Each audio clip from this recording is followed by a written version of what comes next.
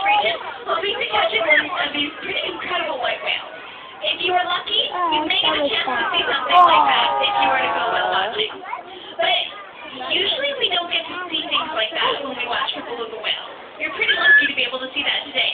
But what we get to see instead is called their dorsal ridge. So take a look for those of you up here with me. You can see their dorsal ridge right now. It's that bumpy region on their back. So that's what you get to see when you go whale watching for belugas. But it is an important part of the beluga's body to be able to see because it's individual. In fact, it is just as unique to each and every beluga whale as their fingerprints are to us. So this is a great way to identify these beluga whales, particularly in the St. Lawrence region. However, the ones that live here face a lot of different challenges than the ones that live in the Arctic, like pollution and noise, because the closer you are to large cities, the more pollution you encounter. And the St. Lawrence is certainly no exception to this rule. In fact, there are a number of chemicals and toxins that run off from these cities into the lakes, down the rivers, and they're starting to look at that.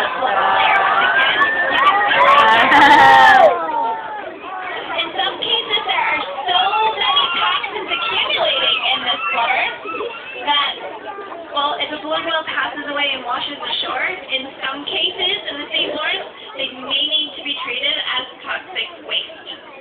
So this is one of the challenges that they face, for sure, but it's not the only one. I also mentioned the challenge of noise. Now, naturally, rivers and estuaries are pretty dark and murky kind of areas, right?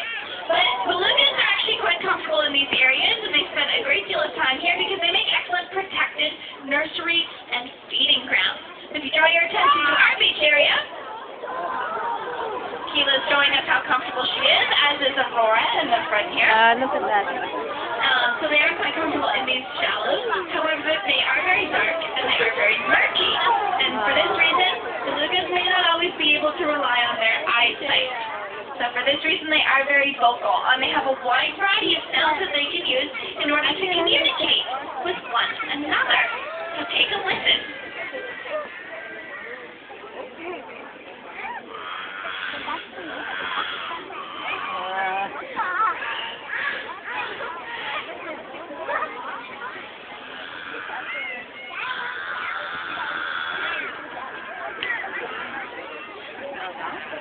Isn't that great? Yeah. Can we give them a round of applause? And believe it or not, it's just a small sampling of some of the noises belugas are able to produce. They're even nicknamed canaries of the sea. But because there's a lot of noise pollution in the area from boats and other such things, it's thought that it might actually have an interference on the beluga whale's ability to learn and develop and even use these calls on a regular basis. However, we've been able to learn a lot about beluga whales just by studying them right here at the Vancouver Aquarium, and this has allowed us to much better protect them. Now that we know what different kinds of beluga calls actually sound like, we can have researchers on the water listening for and then proposing protected areas where there's a lot of traffic and development going on. So this is a really great application of some of the research we do here at the Vancouver Aquarium, but it really is only possible because of the pretty amazing relationship that the trainers develop with the whale. So I'd actually like to go ahead and pass you guys over to Sandra to tell us a little bit more about that. Thanks, Leah.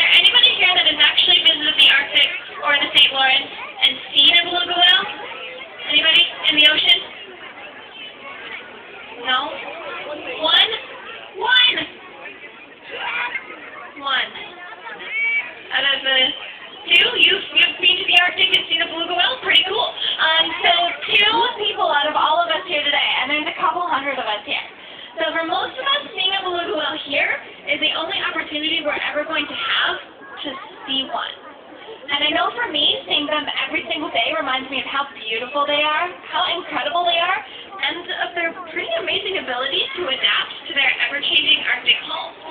But it does look like that their homes are changing quite a bit faster than they're able to keep up with because of that changing climate and the effects on the food web that we talked about earlier. But the good news is there are things we can do every day to help, like choosing to wash our clothing in cold water and hanging our clothes to dry. Small changes like this really do make a big difference to the animals and the people living in the Arctic. But today we would like to challenge each and every single one of you to think even bigger.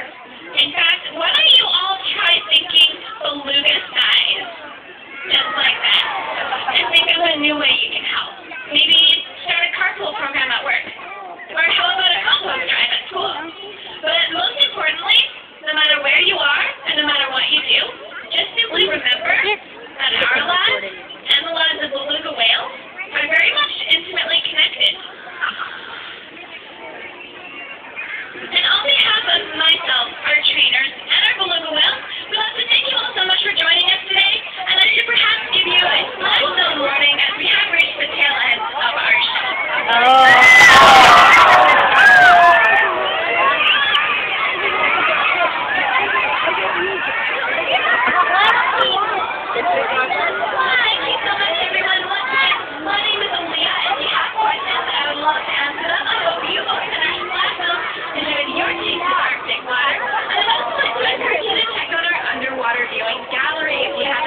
Don't get a splash in there, eh? We see the beluga whales swimming underwater, but we have other Arctic animals too, some of those invertebrates and fish that are really important to that food web. So make sure to check them out. Hold on, guys. Hold on. No, sit down. Remain seated.